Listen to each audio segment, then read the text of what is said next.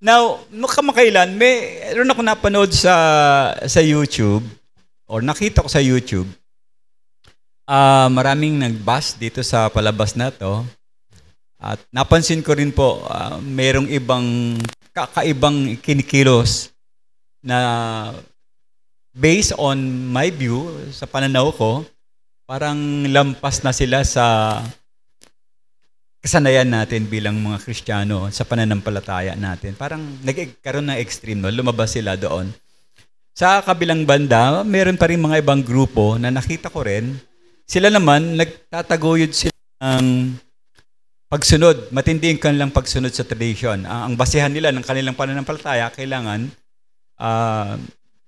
kapitan natin yung ating tradition, yung kanilang paniniwala. And then, there are groups naman na extreme din, parang nilalampasan nila yung conservative idea. So, yung konserbatibong katuruan natin na kadalasan yun ang ating ginagamit sa ating pananampalataya. And then, karoon pa na isang extreme, naging liberal yung iba. Sumobra naman sila, parang against law naman sila. At yung kanilang pananaw ay masyadong vulgar. Parang kahit tamaan sino, pwede sa kanila. Kung kaya't, dahil sa mga pangyayaring ito, ang madalas na nagiging resulta nito ay nagkakaroon ng pagkahati-hati ang mga churches ngayon, simbahan natin. Mula sa pagiging fundamentals, they convert themselves, naging radical. Pagkatapos sa panahon natin ngayon, naging liberal. Hanggang yung kanilang interpretasyon ng mga turo ng ating Panginoong Hesus, binabago nila yung mga kahulugan. Kung kayo'y aware sa mga palabas na ito na pangrelihiyon. Unfortunately, parang sa kanila, natanggal yung pagiging doctrinal, yung term natin, or biblical, biblicist na Kristiyano. Meron naman pong iba na nagsasabi, hindi raw kailangan maging malalim sa Bible, basta't ikaw ay umiiral sa buhay mo yung pag-ibig, okay na daw yon, enough na yon. At meron din namang kabaliktaran nito, may mga grupo sobrang namang tatalino, sobrang lalim sa Biblia, subalit yung kanila namang pamumuhay, kulang, wala namang mga pag-ibig, no? Hindi sila gumagalaw sa mga unuutos ng ating Panginoon. Very intellectual sila, o highfalutin yung kanilang mga pinagsasabi sa pulpito. Parang naalala ko rito yung modern day ang tawag ko, no? Pero before, mga Pariseo sila. So sa panahon natin ngayon, pwede nating tawagin silang mga modern day Pharisee. So yan ang kaganapan ngayon sa ating bayan at sa ibang bansa, sa buong mundo. Mga kapatid, mahalaga po na pag-aralan natin kasi magkakaroon ng epekto ito sa ating mga personal na buhay bilang mananampalataya. Kung ating babalikan yung ating pinag-usapan dun sa turo ni Apostol Pablo nung makaraang linggo sa mga taga-Pilipos,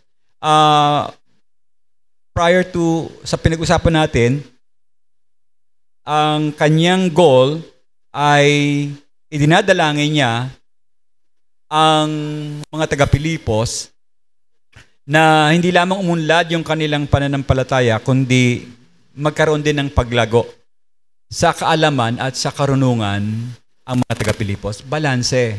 Bukod sa pag-ibig na umiiral sa buhay nila, malalim din sila sa banal na kasulatan. In fact, ang pag-ibig na ito, yung naging batayan, yung pag-ibig na meron sila, yun yung naging batayan ng kanilang pagkilos upang mas maging makatarungan, mga kapatid, yung kanilang paghahanda sa araw ng pagbalik ng ating Panginoon. Magandang araw po sa inyong lahat, mga kapatid. Sa mga talatang ito ay matututunan natin ang mga mahalagang aspeto ng pag-ibig. Yan ang ating title ngayon, no? Pag-ibig na may pangunawa. Hindi lang basta salitang pag-ibig. Pag-ibig na may pangunawa. At I believe ito'y dapat sa buhay natin bilang isang mananampalataya. Subalit, ang tanong na gusto kong iwanan sa inyong ngayong lahat, ngayong umaga, mga kapatid, papaano natin makakamit ang ganitong klase ng pag-ibig? Kaya po, sama-sama tayong Ngayong umaga, pag-aralan natin ang aklat ng Pilipos, Kabanata 1, talatang 9 hanggang talatang 11. Philippians or Pilipos chapter 1, verses 9 hanggang verse 11. Samahan niyo po ako, basahin natin ang talata. Verse 9, idinadalangin ko na lalo pang sumagana ang inyong pag-ibig, kalakip ang kaalaman at malalim na pang-unawa, upang matiyak niyo kung alin ang pinakamahalagang bagay. Sa gayon, kayo'y maging dalisay at sa inyo'y walang maisusumbat pagsapit ng araw ni Kristo. Yamang kayo'y napununan ng bunga ng katwiran sa pamamagitan ni Jesucristo tungo sa kaluwalhatian at sa karangalan. Dakilang Diyos, maraming salamat po sa umagang ito. Patnubayan niyo po ang aming pag-aaral. Santong Banal na Espiritu, ikaw ang aming maging gabay ngayong umaga at ito ang aking dalangin sa pangalan ng iyong anak na si Jesus. Amen. Now, sa mga salita po dito sa aklat ng Pilipos, chapter 1 verses 9 hanggang 11, makikita po natin yung kanyang taimtim na panalangin para dun sa mga taga-Pilipos. Actually, nag-start na siya sa verse 1 pa lang, makikita nyo, yun ang kanyang premise, no? Malalim na klase ng panalangin. Sinasabi niya sa kanyang panalangin na sana humigit yung pag-ibig at dumami yung kanilang kaalaman sa lahat ng uri ng pangunawa na ginagawa nila sa kanilang buhay. Pangunawa sa salita ng Diyos, of course. Maunawaan yung mga bagay at magkaroon ng tamang priority sa kanilang paglapat nito sa kanilang mga buhay. So ang mensaheng ito, pwedeng paalala sa atin na yung tinatawag nating tunay na pag-ibig, dapat ay hindi lang basta nanggagaling sa damdamin natin or feelings na tinatawag. Dapat ito ay nakaugat sa malalim na kaalaman, yung pag-ibig nakaugat sa malalim na kaalaman at karunungan na nanggagaling sa ating Panginoong Diyos or pangunawa. Particular dun sa kanyang will, no? Yung kalooban ng Diyos. At dapat maging inspirasyon nga ang mga salitang ito upang tayo ay mas higit pang lumago sa ating pananampalataya. At mas higit natin makilala yung mga bagay na higit na mas mahalaga, pag-ibig na nag-uudyok sa atin upang tayo ay mamuhay ayon sa kanyang kalooban. Now, ang tanong po, bakit kailangan nating tumayo sa pag-ibig na ito upang magkaroon ng pangunawa? Number 1, sa inyong program, sapagkat ito ang pinakamataas na uri ng kabutihan ng buhay ng isang Kristiyano or sa ating buhay. This is the best, I would say, tinatawag na pinaka sa lahat ng kabutihan na magagawa ng isang Kristiyano ay ang magkakaroon ng pag-ibig na mayroong pang-unawa. Nabanggit natin na nakaraang pag-aaral natin na ito hindi plastic na pag-ibig, no? Totoong pag-ibig ito. May halong emotion, may damdamin, at may halong malalim na pangunawa na nanggagaling sa salita ng Diyos. So, ang panalangin po ni Apostol Pablo ay hindi lamang kung paano sila dapat mamuhay, kung paano dapat manalangin ng para sa mga ibang kapatiran o sa ibang Kristiyano. Now, pansinin niyo po, sa panahon natin ngayon, kadalasan, paano ba ang panalangin ng mga Kristiyano ngayon? Kadalasan, ang napapansin ko, parang walang matibay na mga alalahanin o mga nilalaman. Basta na lang sila, Panginoon, tulungan mo po si tita o si tito. Ganun lang. Samahan mo po siya.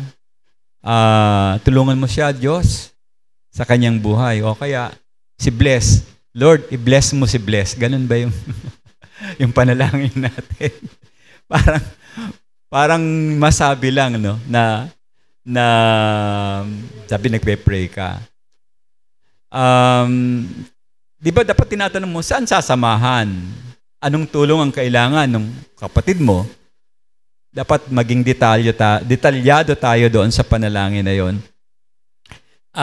Makikita niyo may pagkakaiba. Itong panalangin ni Apostol Pablo, palagi siya nagpapakita ng malalim ng mga aral ng Diyos. Hindi lang siya basta prayer. Marami tayong matutunan. Katulad ngayon, panalangin lang ito, pero ang dami nating makukuwang lesson dito sa prayer na ito na kanyang ibinigay sa mga taga-Pilipos. Hindi kasi ito nakabatay sa sinasabi kong damdamin na Kadalasan, kung makikita nyo, kung kayo'y sukat ang inyong pagbabasa ng banal na kasulatan, sa mga sulat ni Pablo, makikita nyo napakaraming malalim na prinsipyo sa kanyang mga sinasabing turo o mga panalangin sa buhay na kanyang naranasan. Nakatuon siya, kapatid, sa theological aspect. Lahat ng prayer ni Apostol Pablo, napakaraming prinsipyo. At bukod doon, makikita nyo, sa prayer niya, yung layunin ng Diyos, makikita rin natin kung ating papansinin. Siguro, inaakala ng iba na yung panalangin ni Pablo ay nakatuon lang sa pag-ibig. Pero pansinin natin na ang kanyang panalangin ay hindi nakatuon sa pag-ibig.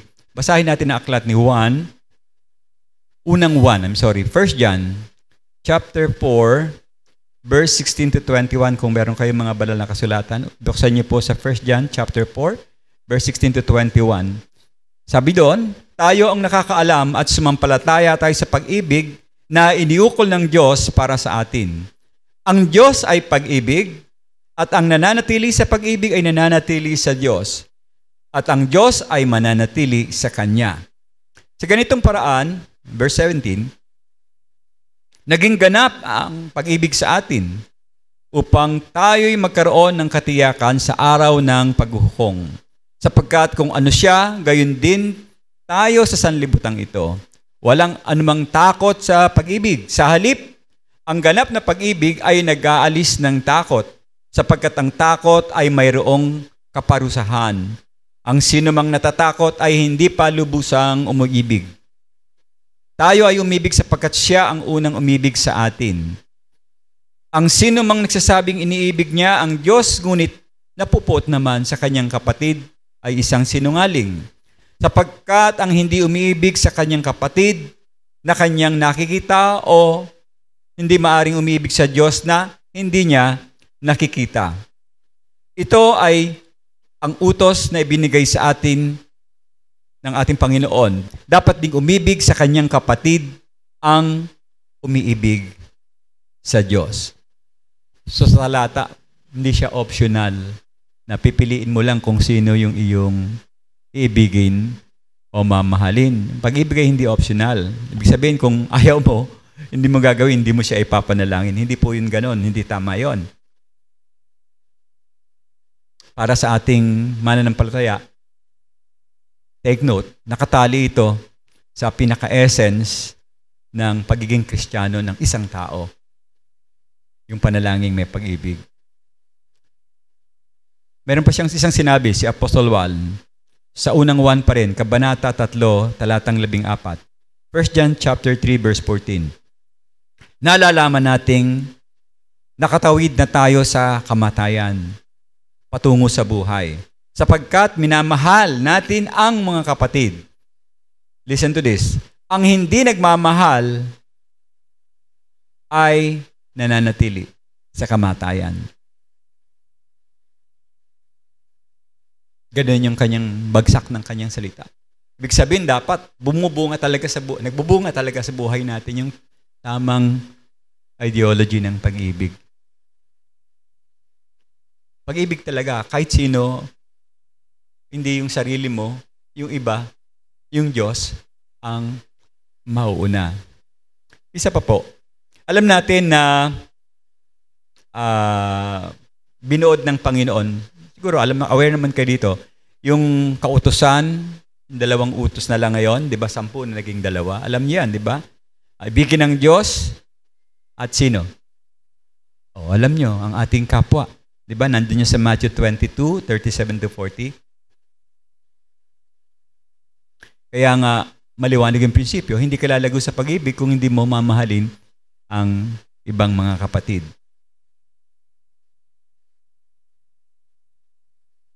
Ano ang resulta kapag ikaw ay hindi tama ang pag-ibig na tinuturo ng Biblia? Ano mangyayari sa'yo?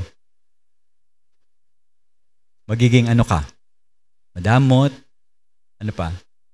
Inggitero, inggitera, makasarili. Yan yung premise mo. Kristiyano ka pero maramot, inggit, Ito'y uso ng mga panahon bagay panahon din ngayon. Pag nakakita yung kapitbahay ng gamit na bago, gusto niya, meron din siya, bibili siya kahit hindi niya kaya. Now, ngunit ano bang kahulugan talaga ng salitang pag-ibig? Alamin natin ito dito sa ating pag-uusap ngayon. Ang salitang pag-ibig ay nagdudulot ng isang damdamin ng pagiging mabait sa lahat ng tao. Yun ang kahulugan niyan. Ayon sa kasulatan or biblically speaking.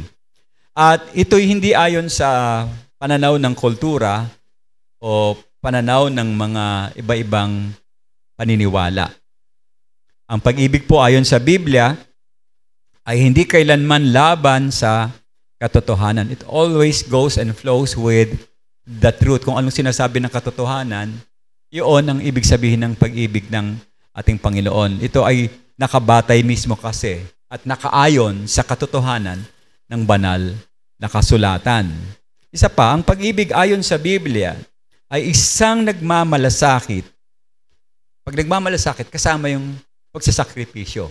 Kasama yan. Pangako na naglalayong makamit ang pinakamabuting kabutihan para sa iyong minamahal. Sa atin pong teksto, kung ating titignan sinabi ni Apostol Pablo, meron tayong makikitang mga kahulugan ang salitang pag-ibig. Ang pag-ibig na ayon sa Biblia, sa verse 9, ito ay ayon sa kaalaman at kaunawaan. Pangunawa. Nakatali ito doon, no? Sa kaalaman at kaunawaan. Basahin ko ulit. Idinadalangin ko na lalo pang sumagana ang inyong pag-ibig. Ayun, no? Kalakip ang kaalaman at malalim na pangunawa. Nandun dyan sa program ninyo.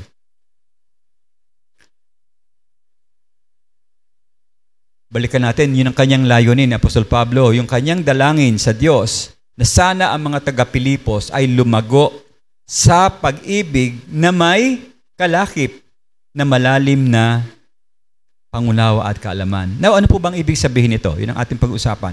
Ibig sabihin nito, simple lang, yung pag-ibig na to ay hindi bulag. Hindi nakasarado ang mata. Okay? Hindi siya bulag, hindi nakasarado yung mata. Lalo na kung pinag-uusapan ay katotohanan o realidad. Hindi ito isang damdamin tapos walang laman. Bakit po? Sapagkat nakaugnay ito dun sa tunay na kaalaman . At dahil dun sa kaalaman na yon, maingat yung kanyang pagkilos at pagsusuri, paggamit o application ng pag-ibig sa kanyang kapatid. Ano ba yung kaalaman dito? Kanina ilalam natin pag-ibig. Ano yung kaalaman dito? Ito yung gamit tayo ng Grego kasi ito yung ginamit, no? Yung salitang epignosis sa wikang Grego. Pag hinati mo yan, dalawang salita yan, epignosis, yung gnosis, yung ibig sabihin knowledge. Pag nilagay yung preposition na epi, full knowledge, ibig sabihin wisdom. Wisdom na yan. Yung kaalaman ay karunungan yan na nanggagaling sa ating Panginoong Diyos. Anong klaseng karunungan yan? Tumutubo ito sa masinsin at malalim na kaalaman, karunungan. Of course, may gabay ng banal na spirito. So makikita mo yung comparison yan sa ordinaryong kaalaman ng tao. Wala kasing gabay ng banal na spirito. Hindi katulad ng kaalaman sa Diyos, yung wisdom, may gabay ng banal na spirito. Ginagamit ito lalo na kung ang pag-uusapan ay tungkol sa ating Panginoong Diyos.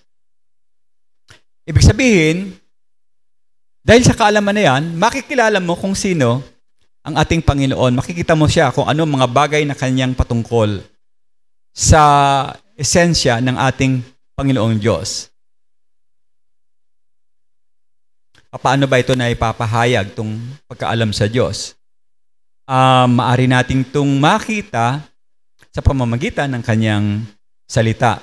Alam natin, dahil ang Diyos mismo ay pag-ibig at ang pagunlad ng kaalaman ay tunay na sa Diyos nang gagaling, ibig sabihin, maunawaan natin kung ano ang ibig sabihin ng pagiging maunawain o pangunawa sa mga kapatid. Now, hindi ko na kayo palalaboy-laboyin pa. Diretso na tayo. Paano mo siya mapapansin? tignan niyo kung anong ginawa o itsura ng Panginoong Hesus nung siya'y nandito sa lupa. Makikita mo kakait na pinapamukha sa atin kung anong ibig sabihin ng pag-ibig. Ano bang ginawa ng Panginoon nung nandito siya sa lupa? Tumulong ba siya? Nagmahal ba siya, ang Panginoon, nandito sa lupa? Humatol ba siya? Naging judgmental ba siya? Yes. Nagalit ba ang Panginoon? So, it comprises of several things. Yung pag-ibig, hindi lang yung pagiging mabait. Nandun yung tumutulong, nandun yung nagagalit, nandun doon yung, lalo na kung kasamaan, kakagalitan mo.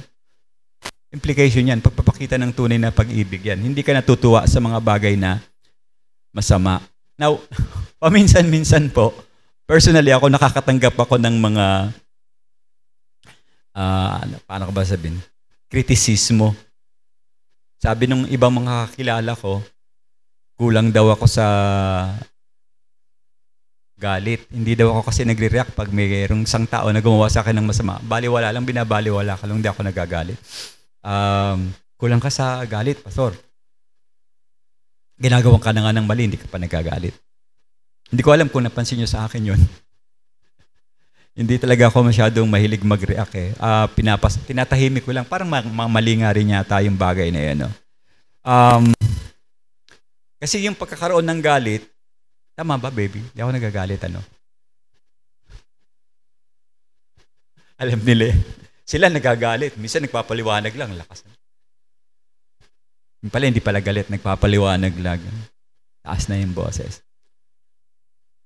Pagkakaroon po ng galit, mga kapatid, particular sa kasalanan o sa kasamaan, ito ay masasabi kong hindi katibayan ng kawalan ng pag-ibig. Sapagkat ang pag-ibig, biblically speaking, ayon sa Biblia, lalo na nakabatay sa tunay na kaalaman ng Diyos, kung merong hindi magandang ginawa yung kapatid mo, papagalitan mo yon. Sasabihan mo siya kung maaari. Kasi hindi tama yung kanyang ginagawa. Sa kabilang banda, kasi kailangan talaga ng, ito yung word, no, discernment. I don't know kung naintindihan niyo yun. Dahil sa panahon natin ngayon, maraming huwad na tagapagturo. Ang itsura nila, para silang tupa na nakadamit ng puti, pero ang kanilang kalooban ay mga lobo. Ang example nito sa Matthew chapter 7, nung ang ating mismong Panginoong Hesus ay laging inaatake nitong mga Pariseo na ito.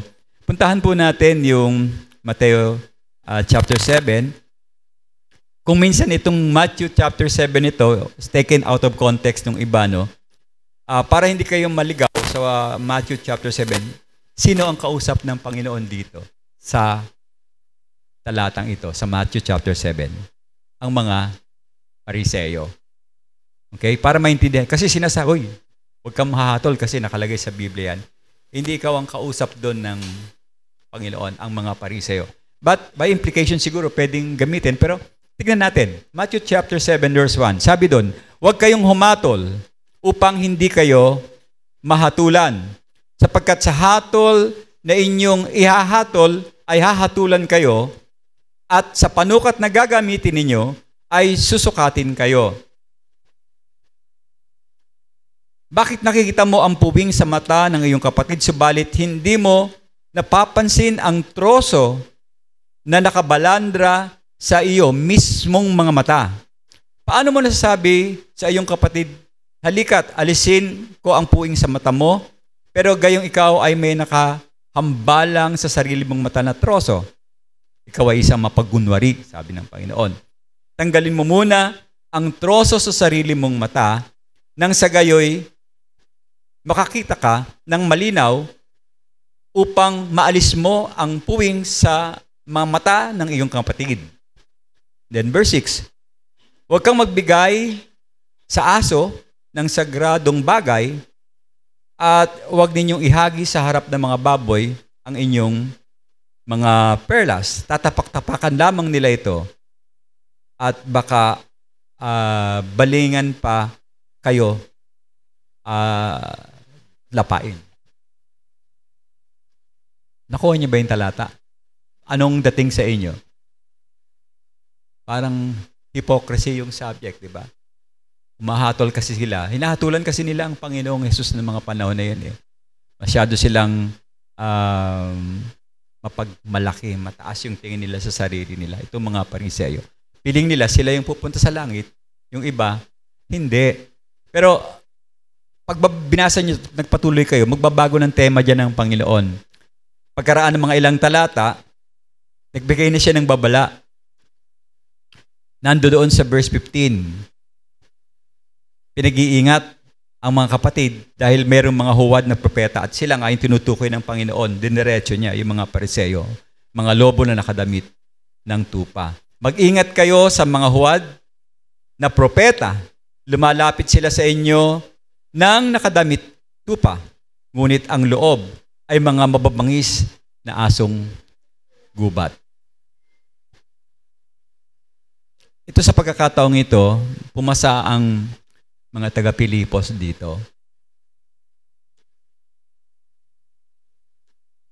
Sobrang talinong tupa ang naging resulta ng buhay ng mga taga-Pilipos. Hindi sila yumakap sa mga turo ng mga lobo ng mga panahon na yon. Kasi nung panahon na yun, may mga umaatake din sa mga pangangaral ni Apostol Pablo. Kahit na nasa bilangguan siya, dinadown pa rin siya ng mga nagsasabing sila ay mananampalataya. Pero makikita niyo yan sa sagot niya sa verse 15 hanggang 20. Kasi may nagreklamo, Apostol Paul, may mga umatake sa doktrina natin. Sinasabi nila na ganito, ganito, ganito. Yung iba yung motibo dahil sa yabang. Yung iba naman gustong sumikat. At merong iba para sa katotohanan. Sabi ni Apostol Pablo, pabayaan mo sila kasi naipipreach naman ang Panginoon. Merong ganong insidente sa buhay ni Apostol Pablo na maraming kalaban at hindi tinatanggap yung pangangaral ng Ebanghelyo ni Apostol Pablo. So, meron isang prinsipyo na pwede nating tandaan sa pagkakataong ito. Ang pag-ibig ayon sa Biblia ay hindi maaaring ihiwalay mula sa tunay sa kaalaman sa Diyos. Maging sa pagkilala sa pagitan ng katotohanan at kamalian ng tama at mali na nagmumula sa isang maingat na kaalaman sa banal na kasulatan. So, the encouragement is kailangan maging malalim tayo sa banal na kasulatan para yung pag-ibig natin maging tama, maging balanse. Hindi yung may pag-ibig ka, wala kang alam sa Biblia, tapos meron kang alam sa Biblia, wala ka namang pag-ibig. Yan yung nangyayari sa mundo natin ngayon. Nagiging plastic yung relasyon ng mga nagsasabing sila ay Kristiyano. Tumutulong pag may kailangan o kaya yung ginamit kong salita noong nakaraan, manggagamit. Ginagamit yung mga tao para sa kanilang pakinabang. Now, bukod sa ito'y nakatali sa kaalaman at sa kaunawaan, ayon din sa talata, ito ang isang katangian, letter B sa inyong program, kung saan dapat tayong patuloy na lumago. Yung mga taga-Pilipos, obviously, naging mapagmahal sila at makikita nyo to. Obvious ito dahil sa kagiging pagkaugnayan nila sa Apostol Pablo at saka dun sa bunga, resulta ng kanilang church. I believe sa lahat ng mga napuntahang misyon ni Apostol Pablo, ang Pilipos lang ang parang nagkaroon talaga ng tamang paglago sa mga buhay nila. Yung Corinthians, sakit ng ulo ni Pablo. Talagang lahat ng mga worst na senaryo hinarap ni Apostol Pablo. Kaya nga naging dalawa yung sulat ni Apostol Pablo doon dahil ang hirap, matitigas ang mga ulo ng mga tao doon sa Corinto.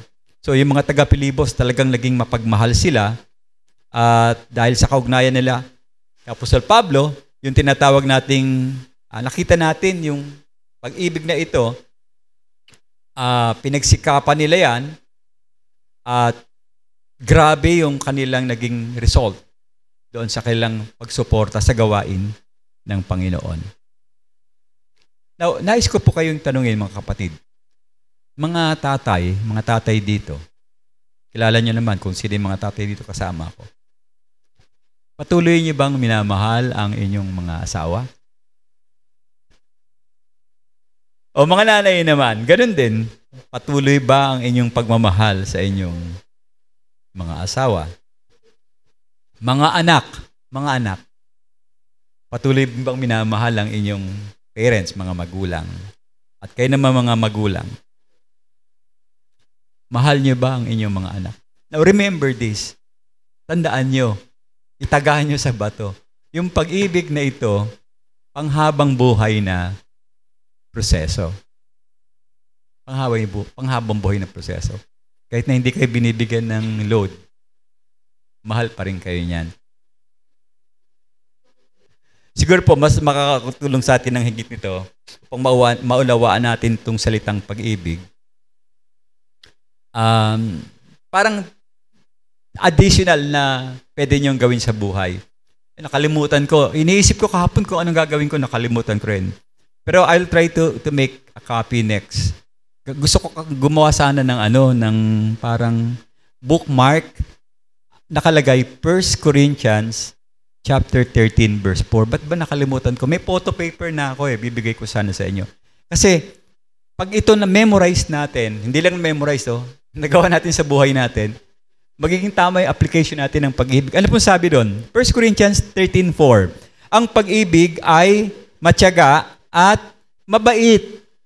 Okay? Siguro habang binabasa ko ito, pwede yung tignan ng isa. Katabi nyo, hindi siya mapanibiguhuin. Hindi siya nagmamalaki, mayabang. Hindi siya magaspang ang asal. So, yan ang pag-ibig, no? Hindi nag-iisip para sa sariling kapakanan. Hindi mayamutin. Hindi nagbibilang ng mali. Hindi nagagalak sa masama, kundi nagagalak sa katotohanan. Nagtitiis sa lahat. Nagtitiwala sa lahat. May pag-asa sa lahat. At may tiyaga. Simplified yung ibig sabihin ng love dito. Pero application ito Okay? So, tanungin mo yung partner mo o anak mo, ikaw ba ay nagagalit sa akin? Ikaw ba ay, ano ba yung sinabi doon? Gumagawa ng hindi maganda? Nag-iisip ka ba ng sa sariling kapakanan lang? Nayayamot ka ba? Labas lahat yan sa pag-ibig. Kung matatandaan natin itong mga bagay nito. Siguro next time gawan ko kayo ng bookmark. Pero for the meantime, pwede nyong ilagay sa inyong cellphone yung verse na yan. Now, bilang karagdagan, sa pag-ibig ayon sa Biblia,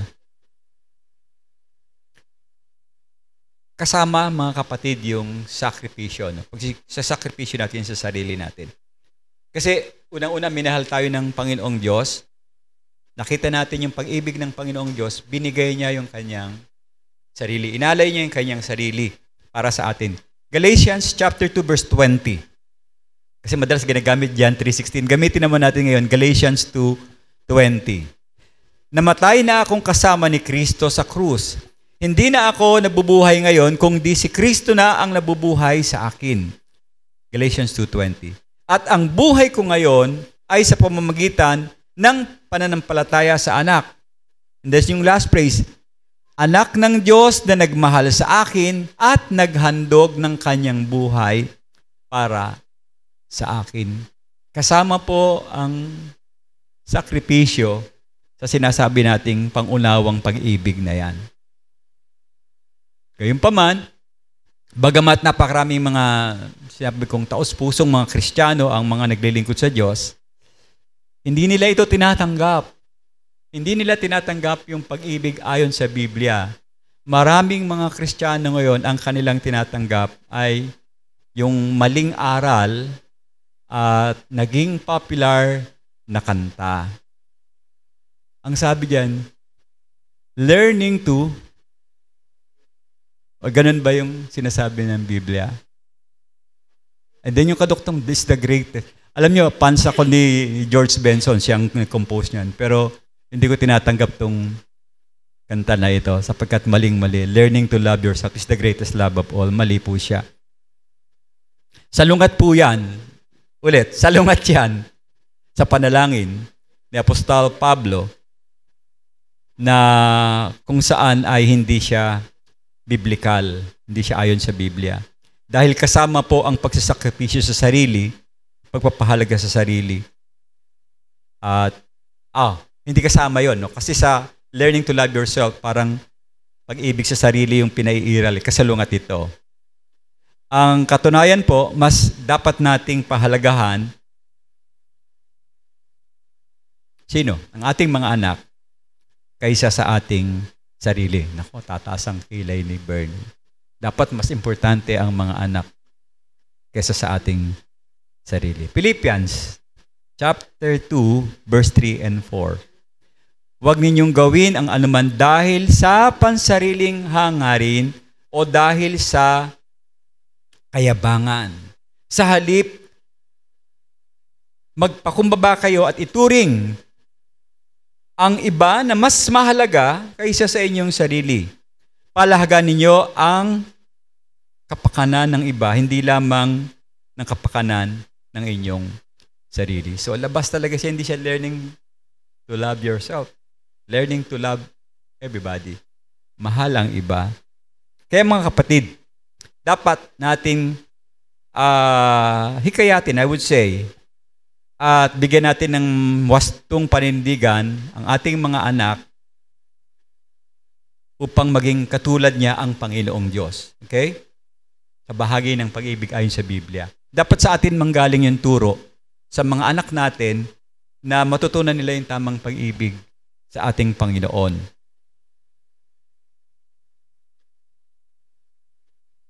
Kasi kung mismong anak natin nakikita tayo na itinatanggi natin yung pag-ibig ng Diyos, kalalakihan nila yan, magiging ganyan din ang kanilang buhay. Mawawala yung pagmamahal nila sa tamang pamamaraan. So, remember na laging mali ang focus kapag ang ating anak, ito mali ito, no? Kapag tinutulungan natin siya na mag-focus sa pagpapahalaga sa sarili. Inihikayat mo siya na maging makasarili, yung iyong anak. Turuan siya ng tama. Tandaan, bakit ba natin kailangan lumago sa pag-ibig na magkaroon ng pag-unawa? Ito kasi yung pinakamataas na kabutihan ng isang Kristiyano. Pangalawa, ito ay magre-resulta ng makadiyos na pamumuhay na magbibigay ng kaluwalhatian sa ating Panginoon. Basahin natin ang verse 11. Yamang kayo'y napuno ng bunga ng katwiran at sa pamamagitan ni Jesucristo tungo sa kaluwalhatian at karangalan ng Diyos.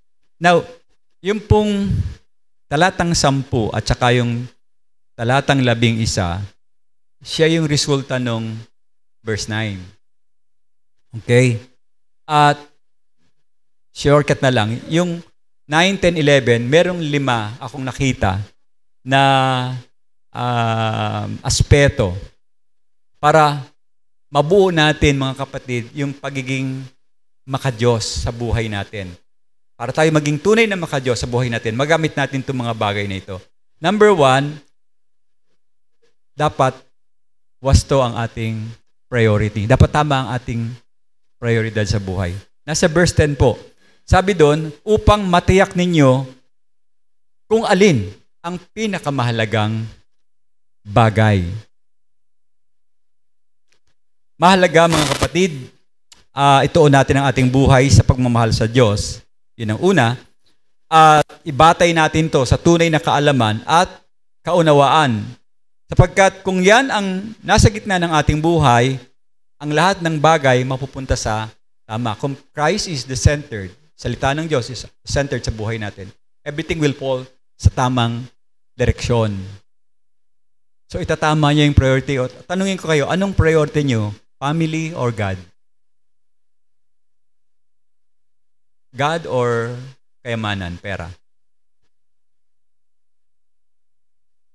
God should be our first priority. It's up to you kung gusto niyong, kasi pwede magtalo pamilya, asawa o anak. Minsan yung nanay seselos pagka yung anak ang inuuna. Hindi po, family na lang, pangalawa. Okay? Pangalawa, bukod sa tamang priority, dapat meron din tayong integrity. Meron tayong integridad. Number 2, sa verse 10 pa rin. Isang dalisay Ginuhitan ko yun sa inyong verse, ano? Isang dalisay at sa inyo'y walang maisusumbat. Okay? Sa verse 13, may sinabi doon, mga kapatid, hindi ko itinuturing na iyon ay nakamit ko na, ngunit bagay ang ginawa ko. Philippians 1:13. Nililimot ko ang mga bagay na nakaraan at sinisikap kong abutin ang mga bagay sa hinaharap. Now, yung salitang ito, dito sa talatang ito, nagpapahiwatig ng hindi pagiging perfecto. Baka ma-misinterpret nyo siya. No? Sa halip, ang ibig sabihin po nito, mamumuhay siya ng meron siyang integridad. Hindi siya nagkukunwari. Kung sinabi niyang oo, oo. Kung sinabi niyang hindi, hindi. Yun yung ibig sabihin ng may integrity. Kabanalan. Ang ibig sabihin, walang kapintasan sa paglakad at ikaw yung Kristiyano na hindi nakakatisod. Okay? Hindi ka nakaka-open. Hindi ka namumuhay na ikaw ay merong dalawang maskara o doble cara. Maganda ka sa kaharap, pagkatalikod mo, iba na ang ugali mo. Hindi tama yun, no? Dapat namumuhay tayo ng totoo o may integridad. Meron kasing iba kung minsan, kaharap ka, maganda ang pakitungo sa'yo. Pag siya na lang mag-isa, pangit pala ng ugali, lalo na pagkasama yung pamilya, hindi niya na ipapakita yung pinapakita niya sa ibang mga tao. Huwag tayong ganon. Dapat magkaroon tayo ng integridad. Pangatlo, dapat namumuhay din tayo sa araw ng pagsapit ng ating Panginoon. No? Sa verse 10, dapat maliwanag sa buhay natin na ang Panginoon balang araw darating siya at haharapin natin siya. No? Pagsapit ng araw ni Kristo na sa verse 10. Ang Kristiyanong lumalago sa pag-ibig na mayroong pangunawa, nabubuhay siya sa liwanag o sa kaliwanagan na naghahanda tayo sa muling pagbabalik ng ating Panginoong Diyos. Kaya kung ikaw ay nabubuhay, para lang sa iyong personal na whims and caprices, that's mali po yun.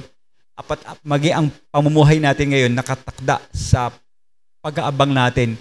Excited tayo dahil ang Panginoong Diyos ay babalik na muli. Kaya kailangan natin na mapagtanto ito ng malalim bago mahuli ang lahat. Baka pagdating ng Panginoon, wala ka sa Diyos kung ano-ano ginagawa mo. Pang-apat, dapat namumunga tayo ng kaluwalhatian at papuri sa ating Diyos or katwiran. Bunga ng katwiran. Nasa verse 11.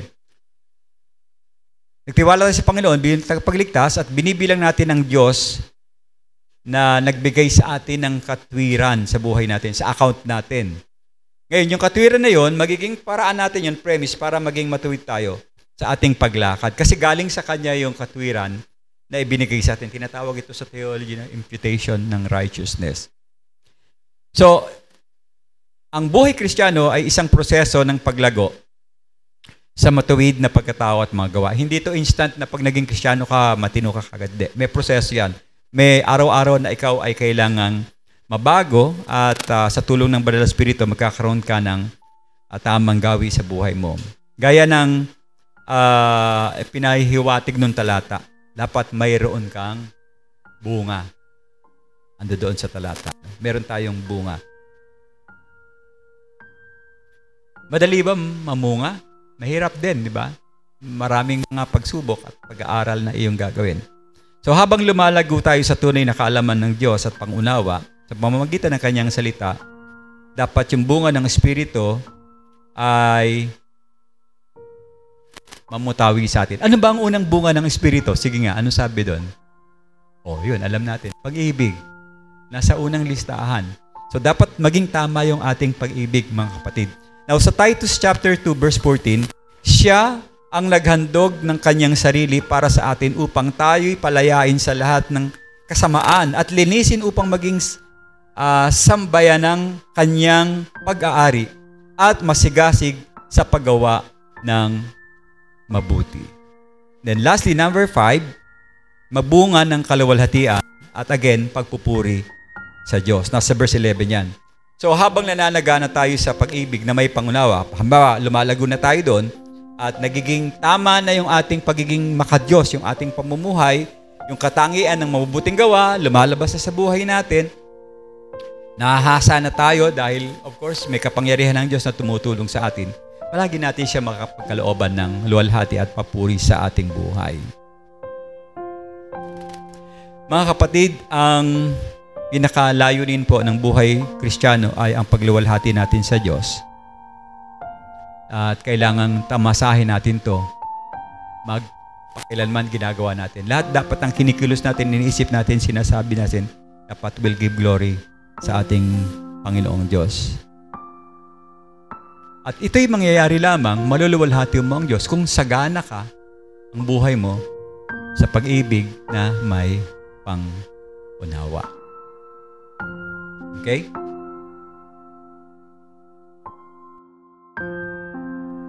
Naway naiwan ko sa inyo ang mahalagang mensahe na galing sa turo ni Apostol Pablo, na ang kanyang dalangin para sa mga taga-Pilipos at aking ding dalangin para sa atin ay hindi lamang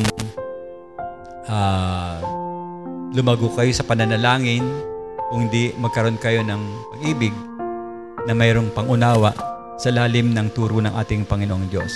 Inihimo po kasi tayo dito sa banal na kasulatan na lumago hindi lamang sa pag-ibig, kundi pag-ibig sa iba, pagmamahal sa ibang tao ng tama, at pag-ibig na dapat may kasamang kaalaman at karunungan na nanggagaling sa ating Diyos. Kaya po sa ating pang-araw-araw na buhay, lagi nating tanungin ang ating sarili. May papakita ko ba ang pag-ibig na ito? Paano ko maiaangkop itong kaalaman na aking natututunan sa banal na kasulatan sa ating mga ugnayan, sa ating komunidad, opisina, kaklase, kamag-anak, ang mga bagay na ito. At sa bawat hakbang ng ating gawain, dalangin ko po na sana nagbibigay sa atin ng pruweba na yung ating pananampalataya ay nagkakaroon na ng bunga sa ating mga natututunan sa banal na kasulatan. At panghuli, ang ating layunin ay dapat maging mga Kristiyano po tayo na punong-puno ng bunga, katwiran, at nakaabang sa muling pagbabalik o pagdating ng ating Panginoong Diyos. Naway naging inspirasyon ang mga talatang ito bawat sa atin upang tayo patuloy na lumago, hindi lamang sa pananampalataya, kasama rin yung pag-ibig na may pang-unawa. Dakilang Diyos, maraming salamat po sa umagang ito. Dinudulog ko sa iyo ang panahon upang ang bawat isa ay iyong kausapin. Ikaw po ang mangusap sa bawat isa sa amin upang magkaroon kami, Panginoon, ng tunay na pagkaalam. Tumimo sa puso namin ang bawat mga salitang iyong binibigkas sa iyong salita, yung dakilang salita. Hindi lang masok sa kabilang tenga, lalabas sa kabilang tenga. Pagkos namnamin namin ito, O Diyos.